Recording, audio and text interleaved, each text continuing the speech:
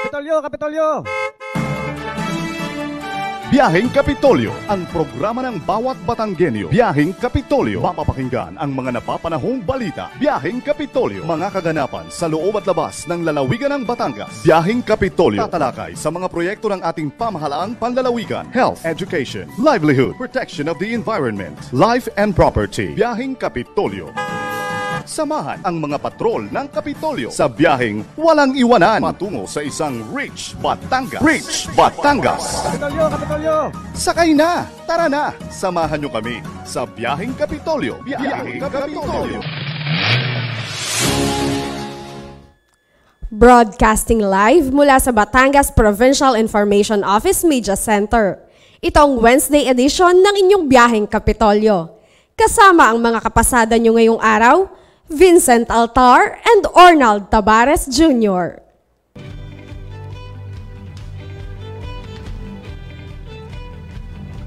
Ayan, magandang umaga, lalawigan ng Batangas. Ayan, medyo tila na. Medyo tila na, pero kanina maulan. Na baga, naghihikayat pang humigop ng mainit na kape. Oo, nakahigop na nga. Nakahigop parang na. nakailang kape ka ngayon, Arnald. Ayan, ngayon po ay October 4. Araw po ng Miyerkules. Ibig sabihin po niyan, panibagong araw na naman po ng pagpasada ng napapanahong mga paksa at pagbabalita. Gayon din ang masasayang kwentuhan. Bahaginan ngayong Wednesday edition ng opisyal na programang pangradyo ng pamahalaang panlalawigan ng Batangas. Ang inyong biyaheng Kapitolyo, Year 7. Magandang umaga, kasamang Ornald. Good morning rin po, Sir Vince. At magandang araw po sa lahat ng ating mga kababayan. Ayan, naku, sayang lang, Sir Vince, kasi hindi natin kasama ngayon ang ating good Vice Governor Mark Leviste.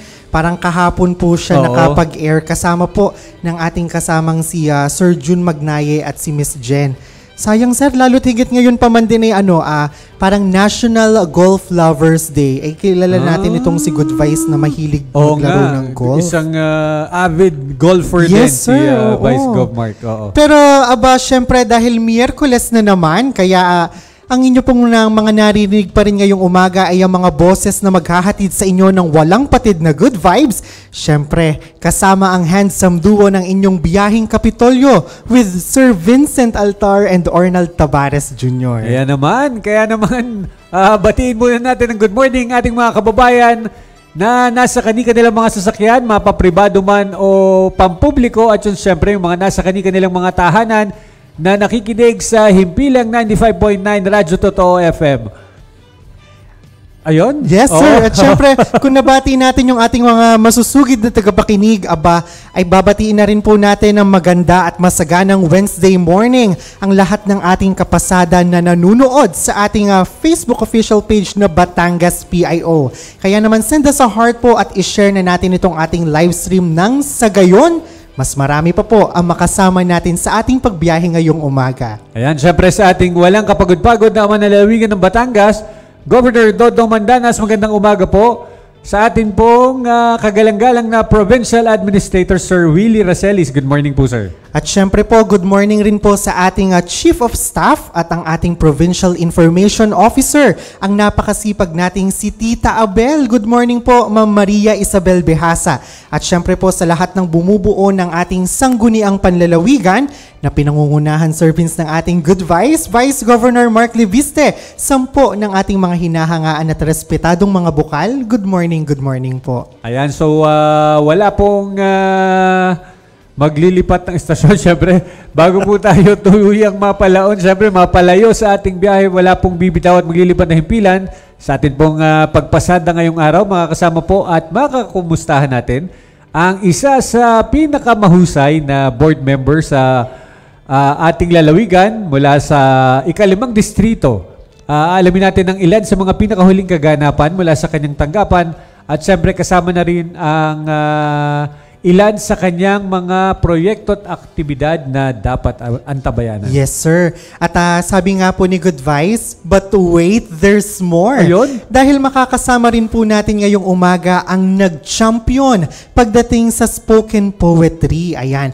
Kung ano nga baga ang piyesa at kwento sa likod ng bawat taludtod na kanyang sinasambit, Yan. antabayanan po natin maya-maya lamang. Ayan, exciting. At syempre, dahil nga, ngayon ay araw ng Miyerkules. Yes. Bilang dahil araw ng Miyerkules. Lagit-lagi ang sinasabi ng ating Governor Dodo Mandanas, hindi ikaw may iwan. Kaya naman sakay na po at samahan kaming muli sa isa na namang oras ng kwentuhan, talakayan at mga pagbabalita.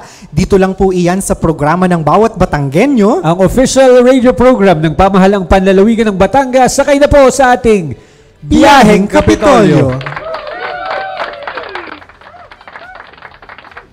Ayan, ang oras po sa buong Kapuluan, 9:36 ng umaga. Maaga tayong magdadasal ngayon. Ayan, hindi pala.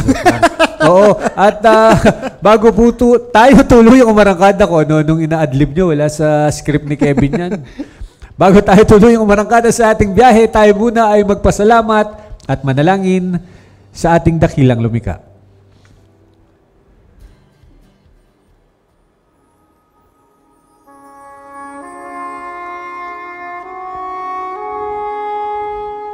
Ang bigyan ka ng isang ina ay isang dahilang pamana. Kung kaya't ikay mapapatanong na lamang, may hihigit pa ba rito? Siyempre, ang ibibigay natin sa ating minamahal ay ang pinakamaganda at pinakamahalaga sa atin. Ano ang habilin natin sa isang taong aalis? Mag-ingat ka. Ang salitang ito ay may pabaong pagmamahal. Nang ipagkaloob ni Jesus ang kanyang mahal na ina sa kanyang mahal na alagad, ipinagkaloob din siya sa atin upang maging ina rin natin. Panginoong Jesus, hindi ba't nadaragdagan ang iyong pagdurusa nang makita mo ang iyong mahal na ina na nagdadalamhati dahil sa nangyari sa iyo?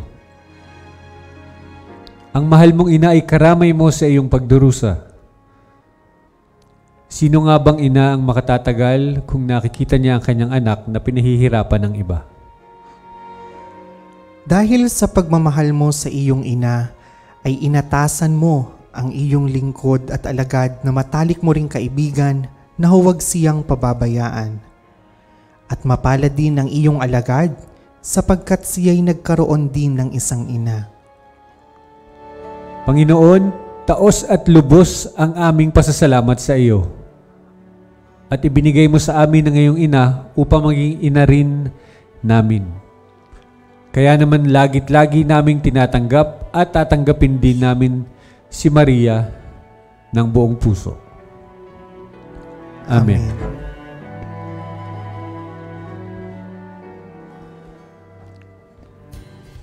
Ayan, amen. Amen, sir. Ayan, oo.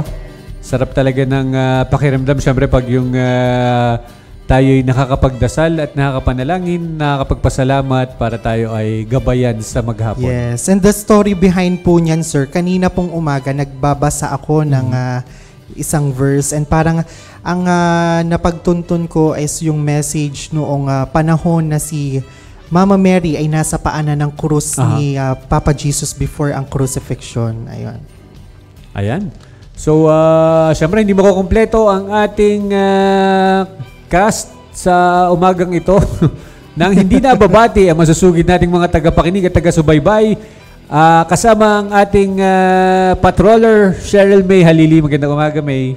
Ayan, Sir Vincent Dornald, isang pagbati muna po ng magandang Wednesday morning sa lahat po, syempre, ng nakatutok at kasama nating pasahero na nakikinig sa ating Facebook Live via Batangas PIO, maging sa himpilang 95.9 Radyo Totoo. Kaya naman po, good morning sa Tita Julia Tabares. Morning, Yan. Ma.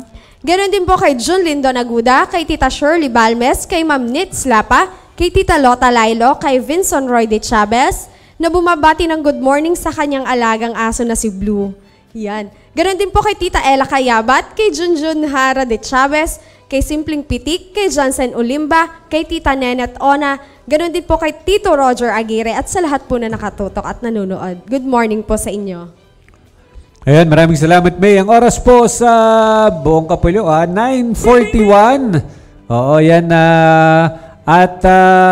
Siyempre, bago ang lahat, tayo po muna ay dadako sa ilang mga patalasas. Wala pong maglilipat ng estasyon. Magbabalik po ang Biyaheng Kapitolyo. Simpleng tips para sa malusog na pangangatawan. Kumain ng 5 hanggang 6 na small meals kada araw. Karamihan sa mga nutritionist ay inirekomenda ang ganitong dami ng pagkain.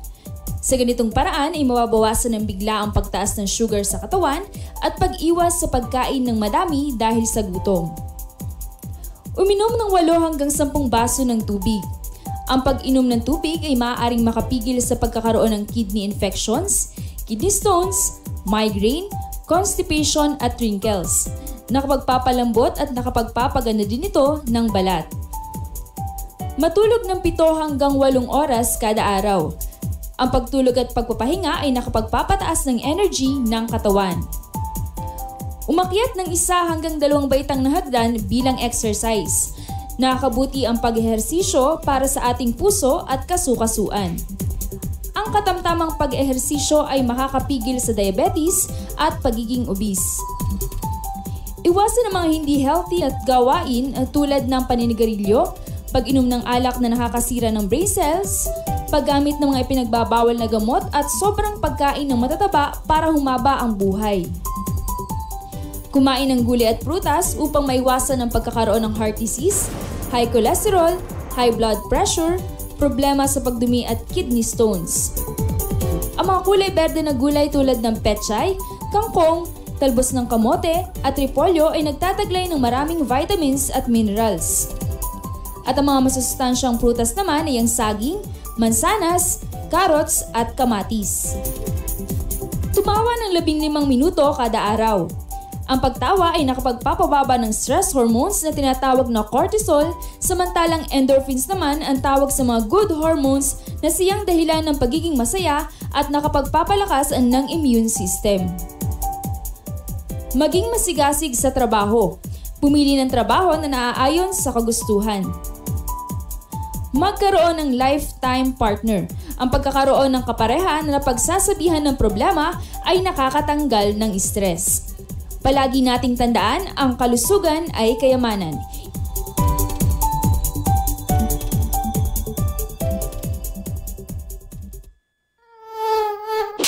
Aray, ano ka namang lamok to? O anak, bakit? Nakagat po kasi ako ng lamok. Naku, huwag ka magpakagat sa lamok. Uso na naman ngayon ng dengue, anak, lalo na ngayong tag-ulan. Dengue? Ano ka po yung dengue, Nay?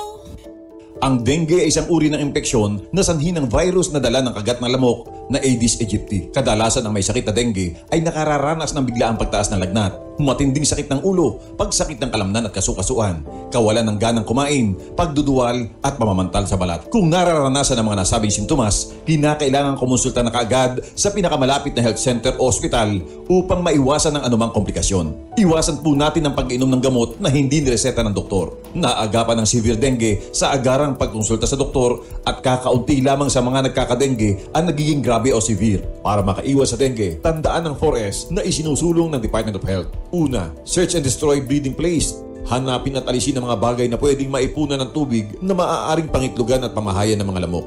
Pangalawa, seek early consultation. Agad kumonsulta sa doktor kapag makakaranas ng anumang sintomas ng dengue. Pangatlo, self-protection measures. Gumamit ng proteksyon laban sa kagat ng lamok tulad ng insect repellent, magsuot ng mahabang kasuotan, maaaring gumamit din ng kulambo at iba pa. At ang pang-apat, say yes to fogging in times of impending outbreak. Maaring magpausok sa komunidad kung may banta ng dengue outbreak. Ngayong tag-ulan, dengue ay iwasan. Kaya ang 4S, lagi nating tandaan. Isang paalala po mula sa pamahalaang panlalawigan ng Batangas at ng himpilang ito.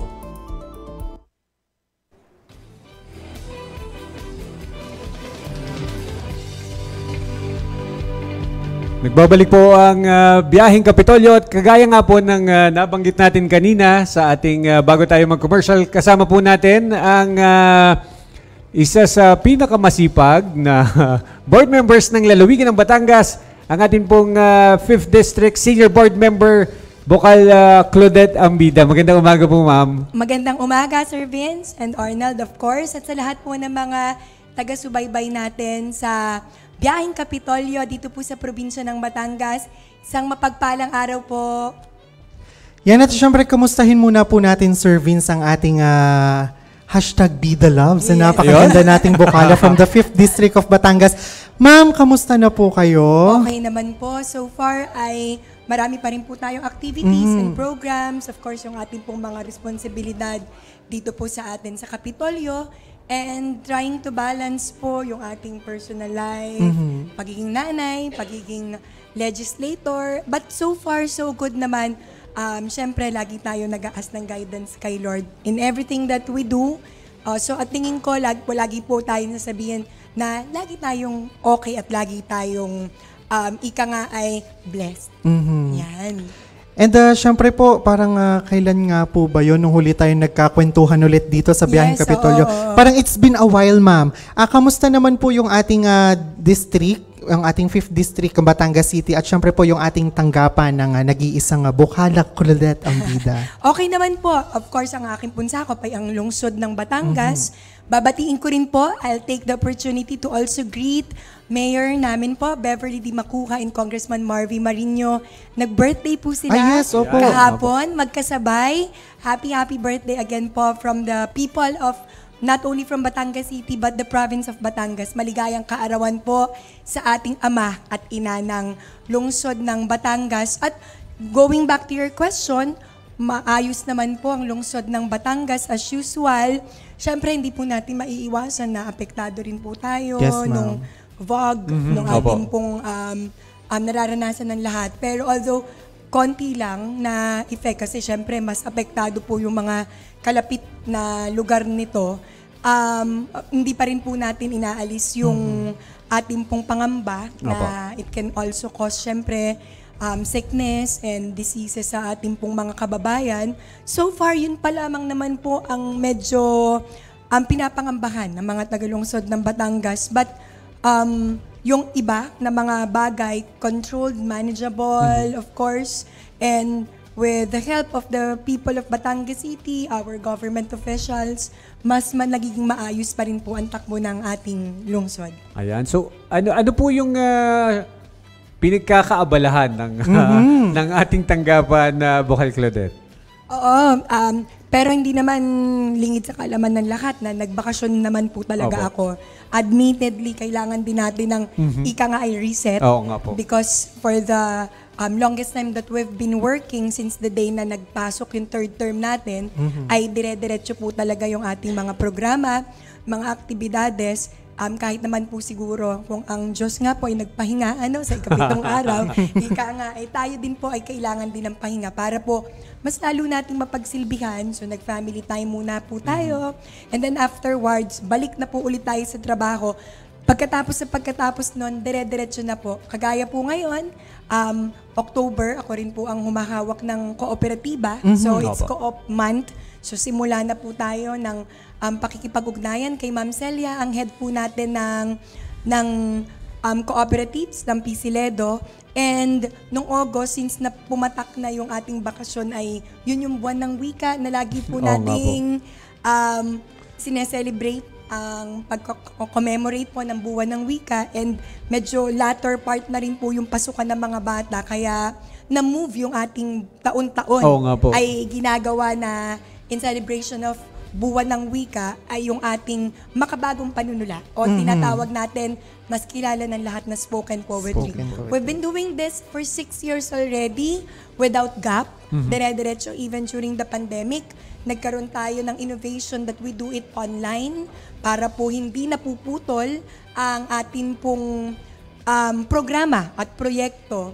So, natutuwa naman po tayo that despite na Setyembre na po ito nagawa, noong katapusan ng September 29, ay marami pa rin po ang eskwelahan na lumahok. Kung nakaraang pong taon ay meron po tayong 14 na kalahok. Ngayon po ay meron po tayong 20 po sana. Kaya lang may isa po na hindi nakarating, kaya 19 na po ang ating naging kalahok. Malaki pa rin po ang itinaas Oo nga po. kumpara sa may mga humahabol pa po, kaya alam meron po tayong rules and guidelines na dapat sundin, na dapat makaabot po sila sa deadline. So next time, actually, since ito naman po ay 6 na taon na at ilang taon na lang po ang nalalabi sa aking termino, ginawa ko na rin po itong, since it's a tie-up already with tourism, since the year 1, and of course, PIO, lagi ko naman pong kasama, I'll be proposing that since we have a project na pwede pong gawin ng aming mga opisina, ay yung po kasing 6 na taon ay medyo ito po ay self-sustaining. Ito po ay proyekto po ng inyong lingkod. May kaunti lang po tayo nakukuha na ayuda mula sa turismo dahil limited po ang budget nila. Since gusto po nating mas mapalawak pa itong proyekto pong ito at maiwan po nating legasiya at sana po ay may magtuloy na ika nga ay mga lingkod bayan natin. Maaari pong ang ating gobernador, sa magitan po ng ating napaka-supportive na gobernador, ay maipagpatuloy po ito pong programang ito na ang tangi lamang pong adhikain at mithiin ay patuloy po nating linangin ang aspeto ng sining at kultura in a way na makaka-adapt po yung ating pong mga new generation. Because nung panahon, alam po natin, sobrang kilala ang mga Batanggenyo sa galing ng panunula. Alam niyo naman po yan, kahit yung ating way. balagtasan. Oo, balagtasan. Mga natural na makata. Yes, Yon, sir. mga nakakata, even yung mga panliligaw nila, di ba? Dinadaan nila sa tula, sa pagpanunula or pagsulat. So this is a way na new generation, yung ating pong mga kabataan. Bakit ang itatap ko ay mga kabataan, pwede namang doon na ulit tayo sa matatanda, yung mas alam at mas ika nga ay masanay sa mga panunula o mga ganyan. Kasi ang gusto po natin ay itap ang mga kabataan na hindi kalimutan ng mga kabataan yung ating mga nakasanayan noong unang panahon, lalo tigit ang panunula. They may find it like baduy o corny or something like that. Oh, hindi na. Bago na ang panahon ngayon. But this is the way that we can tap yung mga kabataan.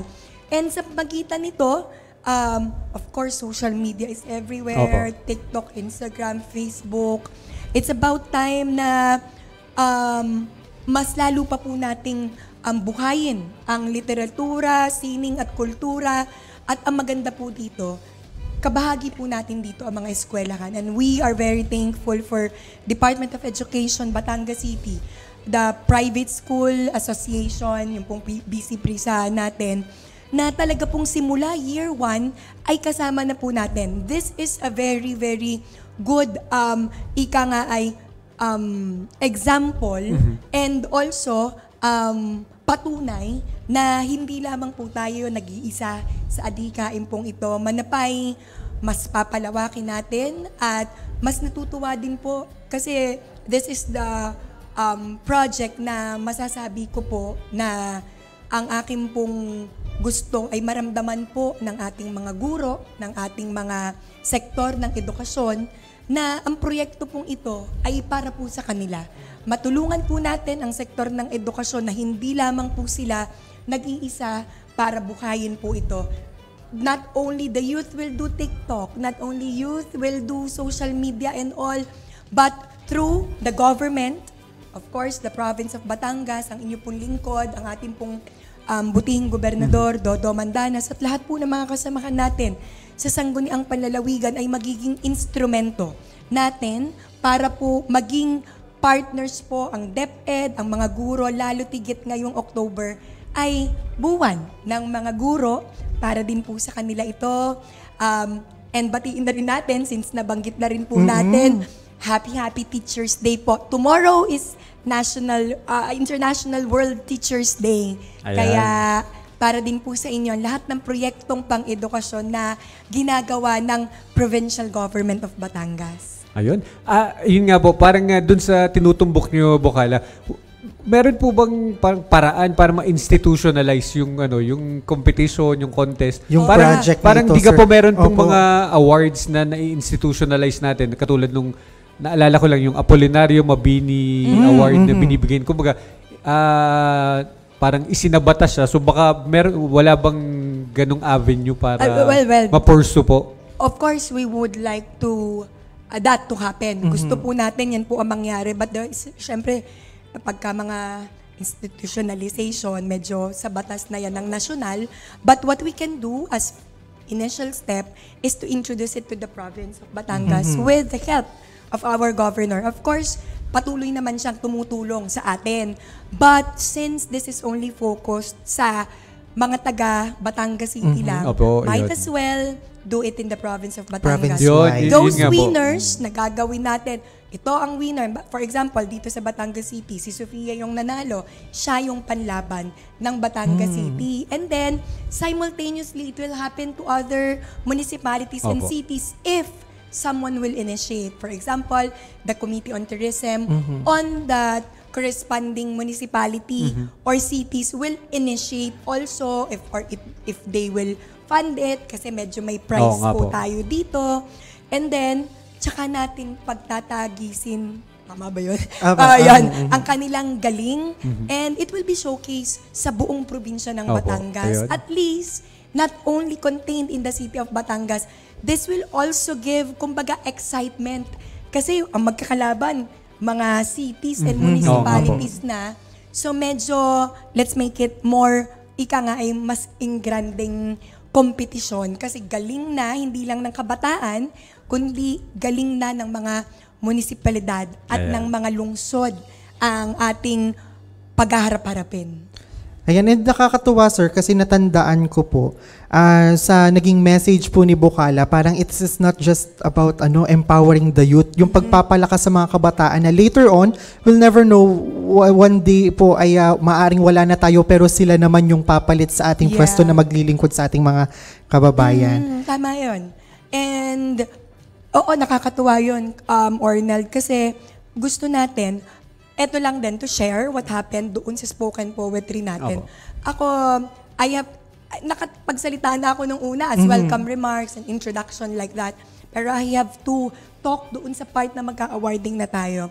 Because I have to explain myself and I have to parang evaluate and give my reaction and post-evaluation sa mga pieces o sa mga piyesa na pinakita ng mga kabataan because it's a mix of emotions for me because ang ating tema nun ay halalan, boses ng kabataan, ng pagbabago para susi parang sa pagbabago, yung pinapangarap nating pagbabago. And di lang namin na-specify doon is about barangay election because it's barangay election which is medyo may konti kami doon na kumbaga shortcoming kasi hindi namin na-specify na dapat barangay election. So, ang mga naging piyesa ng mga kabataan ay general. What they see in the national government, in the provincial, or maybe in the provincial, or the cities and municipalities, or even in barangay. So, halo-halo na lang, which I think din naman ay tama rin. And I will not say na yung piyesa, and I hope, kasi hindi naman namin sinasabi na bawal gumawa ang mga coach ng piyesa. Pero ako, mas maganda kung yung piyesa ginawa ng bata. Pero hindi na namin yung tinanong because it's not part of the mechanics. But if, and only if, yung mga piyesa ay ginawa mismo ng mga kabataan, may reaction nung mga panahong yon is, ito pala ang tingin ng mga kabataan sa mga naglilingkod. Of course, I won't get offended.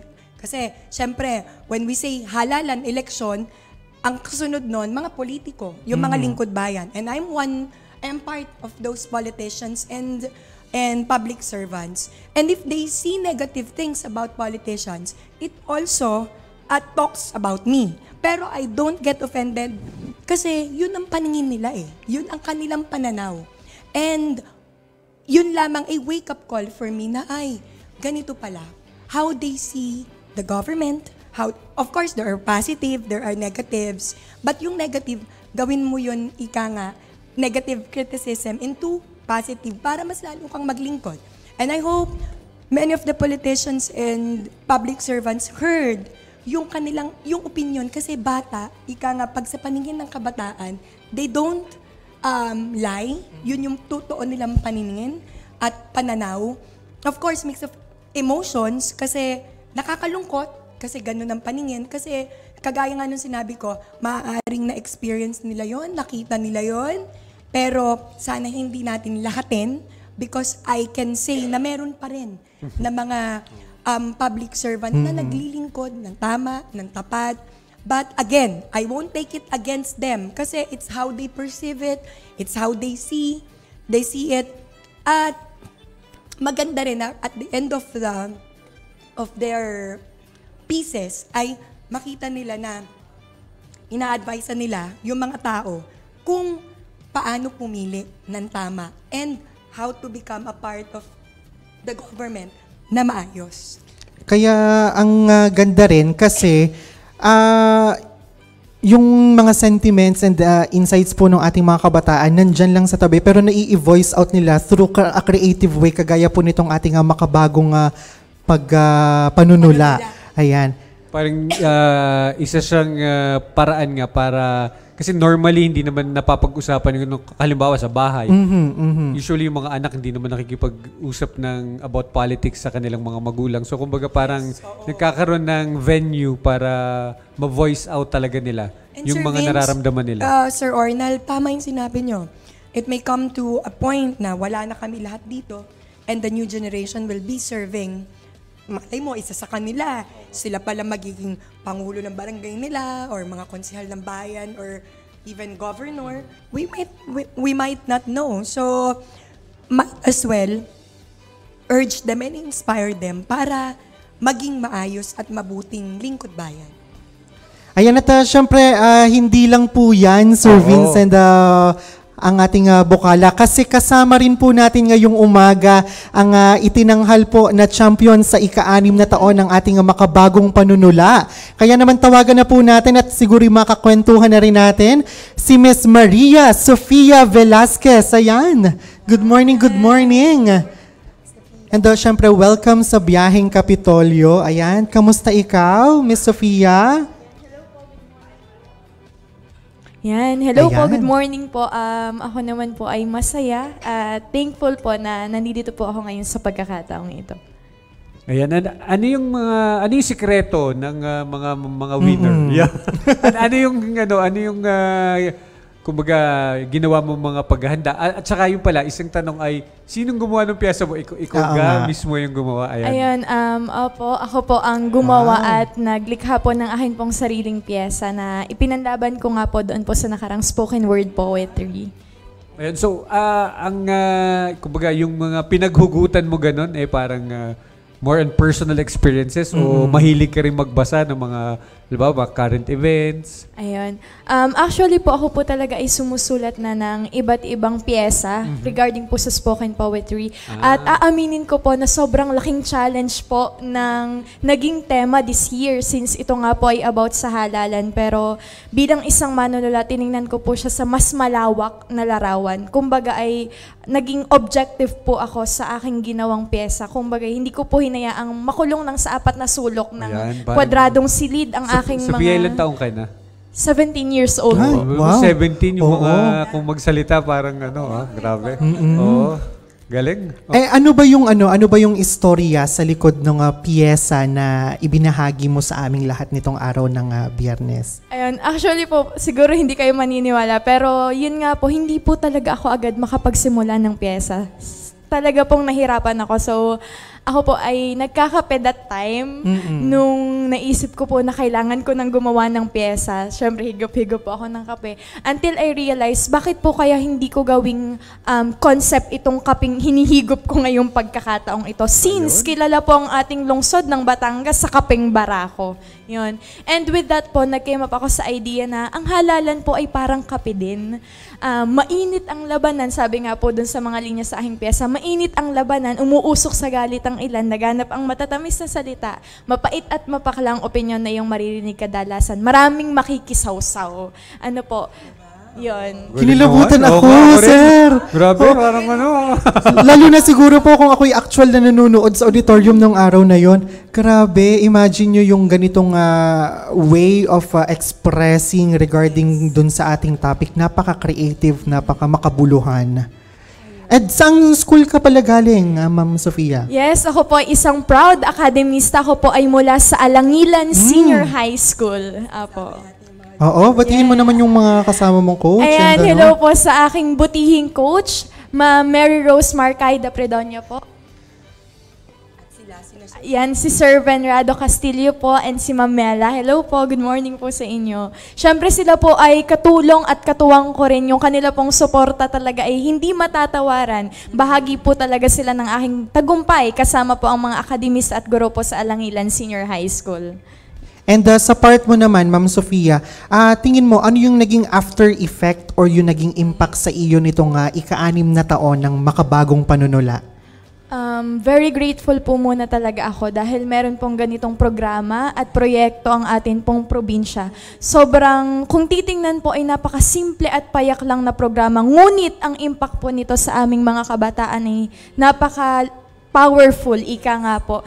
Kasi sa ganun pong paraan, nagkakaroon po talaga kami ng kamalayan sa kung ano nga po ba talaga ang takbo at estado ng lipunan na ginagalawan namin. Kumbaga, pampukaw damdamin po namin yun eh. Yun po yung nagbubukas sa aming mga isipan na ganito pala talaga ang realidad. At with that po, sa pamamagitan po ng masining na paraan, nagkakaroon naman po kami ng pagkakataon na mabigyan nga po kami ng boses na maihatid po sa atin pong mga kapwa Batanggenyo kung ano po yung aming mga saloobin. Lalo po sa aming mga kabataan. Feel po kasi namin minsan ay nai-invalidate ang aming mga opinion, ng aming mga thoughts, pero sa pamamagitan po ng ganung spoken word poetry, sa isang malikhaing paraan, nagkakaroon po talaga kami ng pagkakataon to voice out our feelings and our opinions regarding that matter. Itong spoken poetry, popular talaga sa, ikaw mismo, yung personal experience mo, marami kang kaibigan, mga na talagang interesado rin dyan sa spoken poetry. To be honest po, ay kagaya po ng nabanggit niyo ma'am kanina, ang kabataan po kasi ngayon ay iba na po talaga sa noon.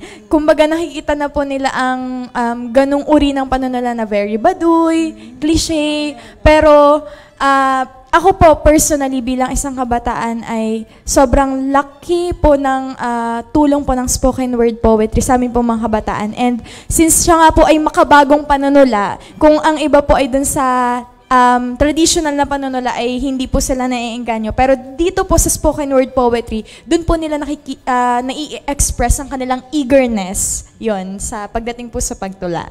Ito nga yung innovation kasi nga nung spoken poetry, kumbaga compared nga dun sa parang traditional lang talaga na ano. Kumbaga kaya medyo mas patok nga talaga sa mga kabataan. Kumbaga parang hindi naman siya parang nagra-rap na talaga pero parang iba kasi yung mga tempo, yung mga timing. Tsaka yung pagbitaw, yung conviction na mararamdaman mo sa bawat salita. Ikaw, Ma'am Sofia, since ikaw ay magaling, mahusay magsulat, kung ikaw ay may isang mensahe para kay Bocala Claudette Ambida, paano mo ito sasabihin in a form of spoken poetry? Ayan, Bocala, pagpasensyahan nyo na po. Ito po ay as in ngayon ko lang po talaga inihanda. Ano po? Prepare! Oo. So, ito po. Sige po, simulan ka na. Sa hardin na puno ng halaman, bibihira mong masilayan ng kulay kahel na bulaklak. Ngunit sa oras na iyong matagpuan, hatid ay galak. Kahel, ang sumisimbolo sa ating mahal na Bocala na ang pusong maglingkod para sa probinsya ng Batangas ay talagang nakalaan na. Mapalad po kaming mga Batanggenyo dahil tulad ng kulay kahel na bulaklak sa hardin, walang katulad, walang kaparang. Serbisyo ay hindi kailanman matatawaran. Probinsya ng Batangas, ang tunay na bida sa kanyang buhay. Maraming salamat po, Bocala. Wow! May ano na, may kahalili na, meron tayong Shakespeare ng Batangas. Parang pag mga ganito yung mga kabataan talaga na up and coming talagang pwede na tayong mag-retire at talagang siguradong maganda ang bukas ng ating lalawigan. Grabe. Kinikilabutan parang ako. gusto ko lang sabihin parang bukod sa syempre sa magulang mo, sa mga teachers mo parang gagaling talaga yung produkto po ninyo talaga nakaka-proud po na masilaya, na makausap. Yan. At syempre sir, bago po natin na tuluyang ipakinig sa ating mga kababayan yung winning piece ng ating si Miss Sofia, ay baka po may mga nais pa tayong idagdag o batiin, Bocala and Sofia. Sige po. Again, congratulations to you, Sofia. Si Sofia, siya rin ang makakapagpatunay na yung kanyang mga naging katunggali nung araw na yon ay talagang hindi rin naman matatawaran ang galing.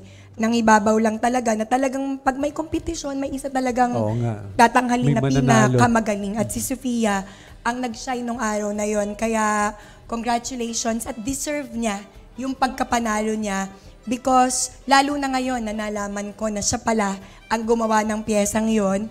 And siguro naman hindi din ikakatampo ng ibang mga naging kasama o katunggali natin na very relevant yung naging piyesa niya at ang maganda doon, isanama mo na talagang Batanggenyo kasi kaping barako. Yun yung, tapos ang huli pa niyang sinabi, ikaw parang, anong timpla mo? Parang gano'n, di ba? O tingnan mo, naalala ko. Kasi doon talaga kilala ang mga Batanggenyo. And nag-iwan pa siya nung challenge sa mga boboto ngayong susunod na o darating na halalan, which is very timely na ano ang timpla mo pagdating sa mga iuupo nyo at iboboto nyo na mga kandidato at mga nagsisilbi sa ating lungsod o sa ating probinsya o mga munisipyo. Kaya, what is that? Meron pong may nagagawa pala sa labas. So, may heavy equipment. Nagulat si ako, Bocala. Sorry po, Bocala. Ayan. Ayun. So, ano po, nagulat si Orna. Akala ko na-touch ka sa sinasabi ni Bocala. Tawan-tawa ako kay Orna. Kala mo sa epekto na ng vlog, no? So, ang akin na lang pong mensahe sa lahat po ng mga kabataan, kagaya ni Sofia, sana po'y magsilbing inspirasyon sa inyo ang mga kabataan pong ito na nagkakaroon po ng impact sa kanila ang mga ginagawang programa at proyekto. This is my way po para maging involved at maging makilahok ang mga kabataan. At syempre, we don't, kumbaga, concentrate lang on the negative things that we see, we experience, but mas maganda ay kitain natin yung mga nangyayaring mga hindi kagandahan sa ating paligid na challenge sa bawat isa, lalo tigit sa mga kabataan, na ito ang magsisilbi sa inyo na hindi natin paparisan o gagayahin yung mga nakikita natin na hindi kagandahan nga, pero kayo ang maglilid at magiging example para kami naman na mga matatanda ang ma-inspire naman sa mga kabataan. Because I think mas mahiya naman kami na gumawa, or not only me, but lahat tayo. Kung nakikita natin na mismong kabataan, they're struggling to be a good influence to many. So, ika nga, being kind is contagious. Kapag ang isa ay maayos, maging mabuting tao, pag napasama ako sa mabuting tao din, o tayong lahat mabuti, we can all be good human. Ika nga, kaya sa inyo po, nasa atin po yung challenge na yon, at sa inyo pong lahat, huwag po nating isang tabi o patayin, ika nga, ang sining at literatura ng ating probinsya. Manapay maging instrumento po tayo, kagaya po ng mga kabataan na ito, para mas ipalagana pa po ang talento, ang galing ng ating mga kapwa Batanggenyo.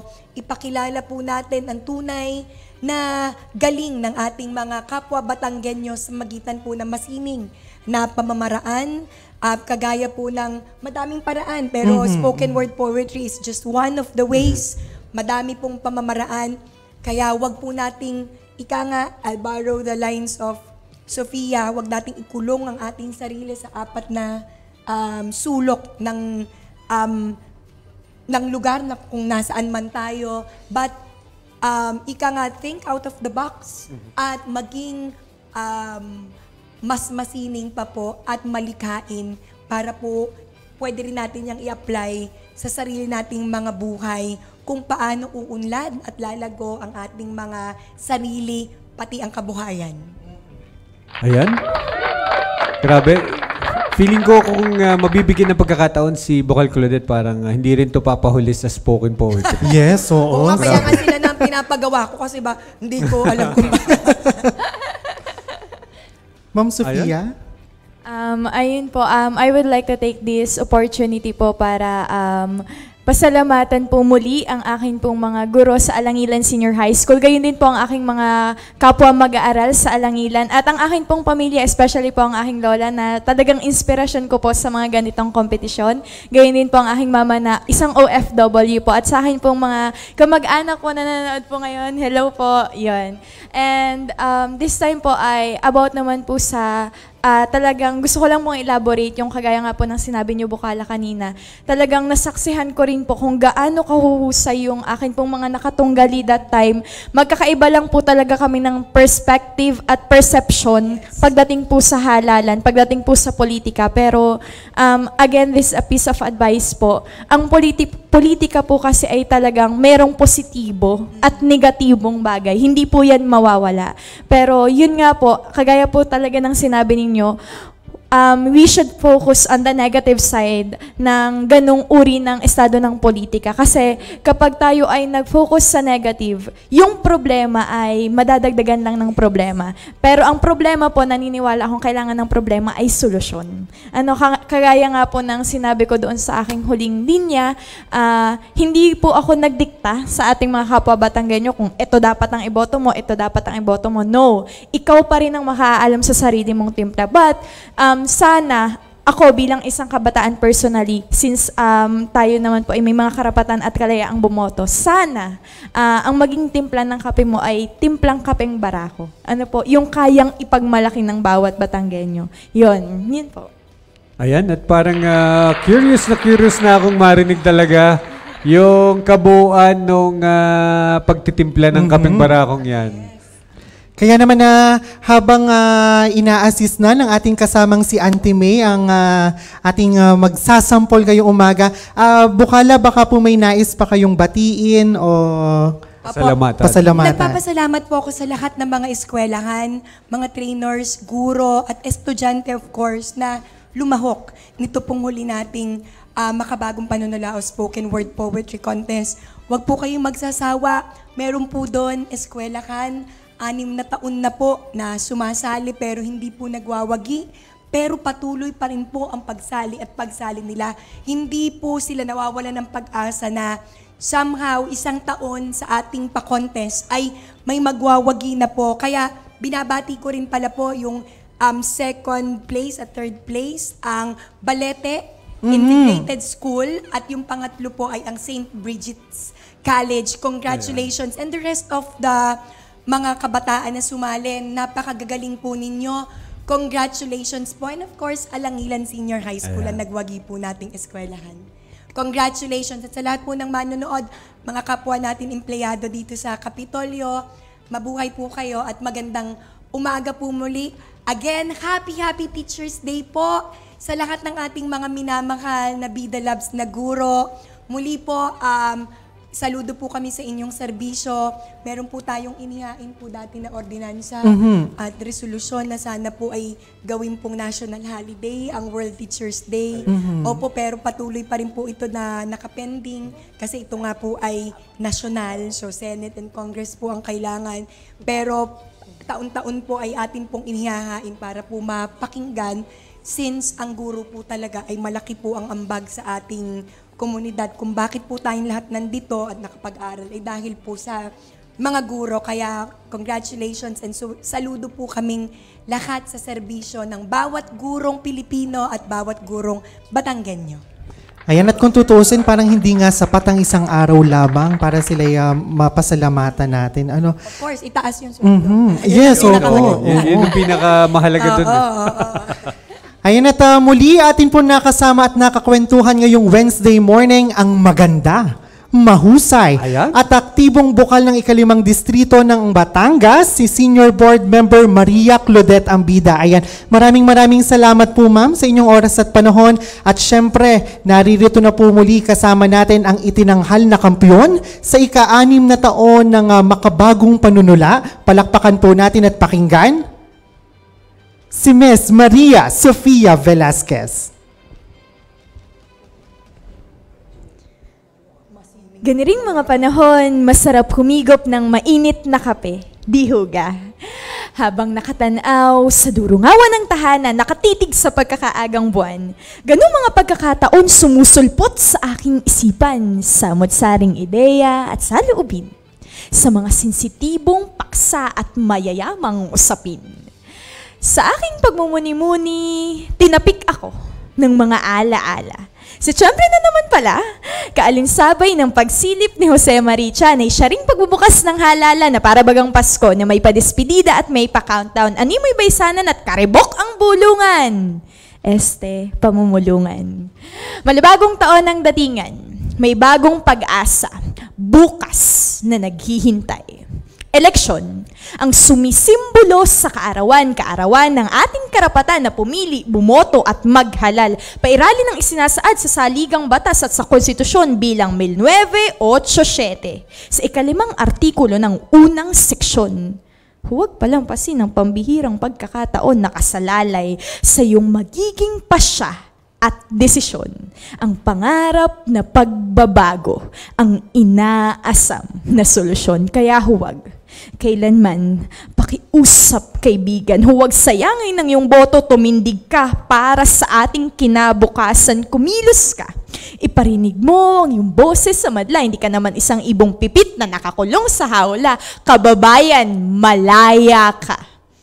Ngunit sa pagiging malaya mo, ay wag mo sanang tayugan ng lipad upang wag mong malimutan na ang isa mong boto ay walang pinakaiba sa bariyang inihulog mo sa alkansya, piso man, iisa man.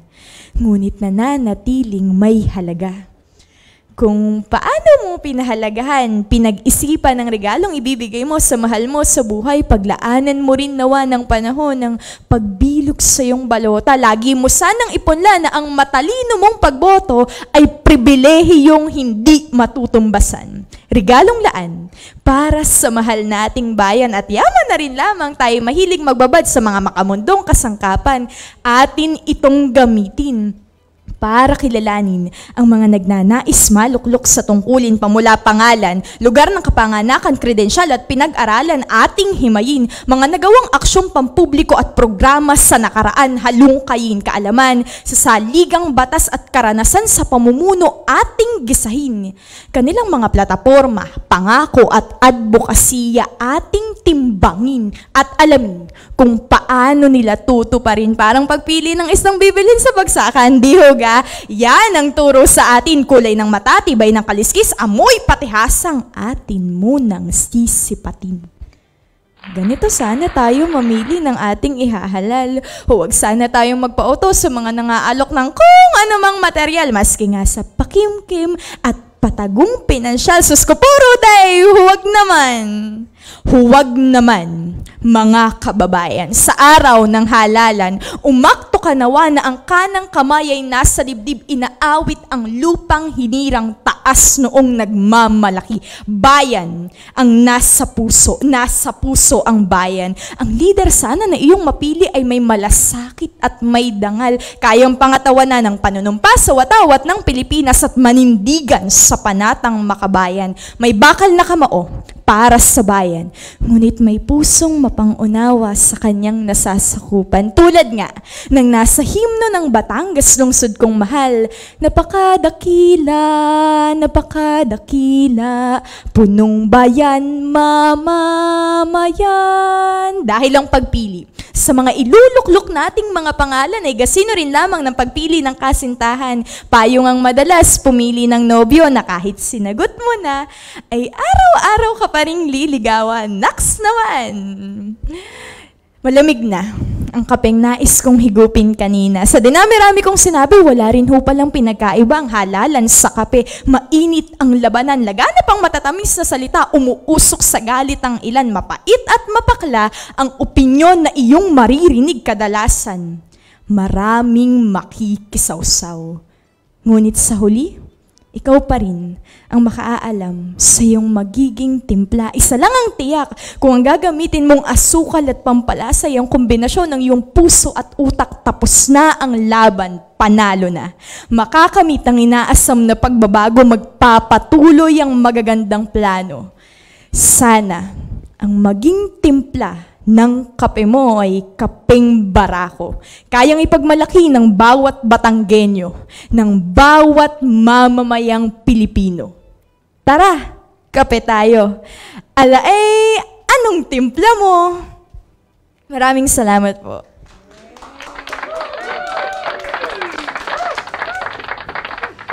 Ayan, ano nga ga ang timpla mo? Alamin natin yan matapos po ang ilang mga paalala. Magbabalik po ang inyong Biyaheng Kapitolyo. Mga anak, maghanda tayo ha. May paparating daw na malakas na bagyo dito sa ating lugar. Nay, natatakot po ako. Ang bagyo o tropical storm ay malakas na hangin. Ito ay kalimitang may kasamang malakas at tumatagal na pagulan at malakas na kidlat.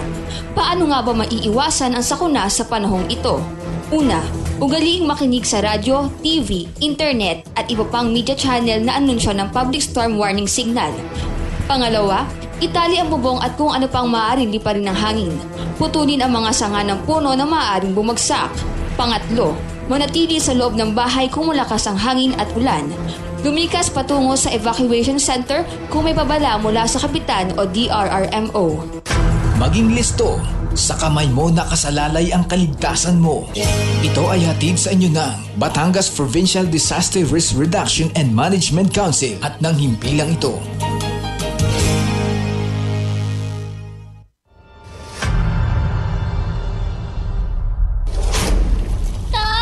Lumilindol po! Anak, magtago ka sa lalim ng mesa. Ang lindol or earthquake ay ang pagginig dulot ng biglang paggalaw ng mga bato sa ilalim ng lupa. Paano maiiwasan ang sakuna sa panahong ito? Una, alamin ang ligtas na lugar sa bahay, paaralan at opisina. Kung lumindol, gawin ang drop, cover and hold. Dumapa sa lupa o sahig. Magtago sa ilalim ng matibay na mesa at humawak sa paa nito.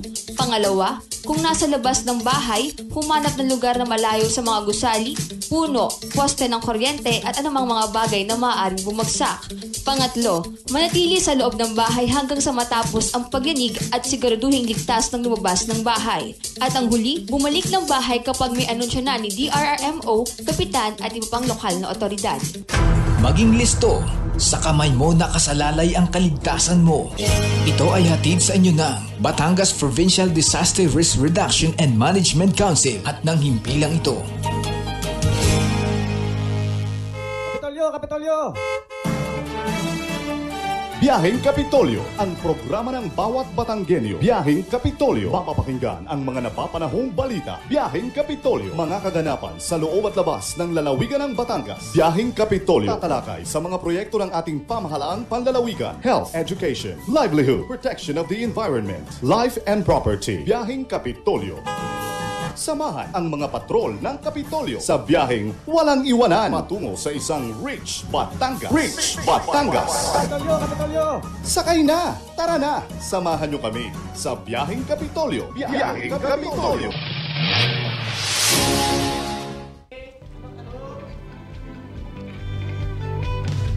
Ayan, nagbabalik po ang Biyaheng Kapitolyo at grabe parang napaka-umaapaw ang makatang damdamin. Meron kang ganun.